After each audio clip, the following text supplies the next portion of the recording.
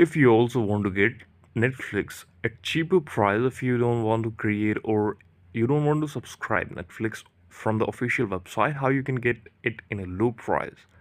So I'm showing you the steps. If you didn't know, Netflix subscription cost is really variable based on the country. Like if you live in India, the prices will be different. If you live in America, the prices will be really different. You can change the country by VPN. The last thing is you can redeem your gift on Netflix. If you have anything in uh, your pocket, then you can redeem it. Choose a bundled plan from cellular net and choose a bundled plan from broadband services. Try changing your Netflix membership plan. Pause Netflix subscription occasionally. You can, if you don't want to watch it, you can simply pause it or you can cancel it and then you can rebuy it using no money at all. So this is the video. Thank you so much for watching it. Please subscribe to the channel for watching more updates and views like this.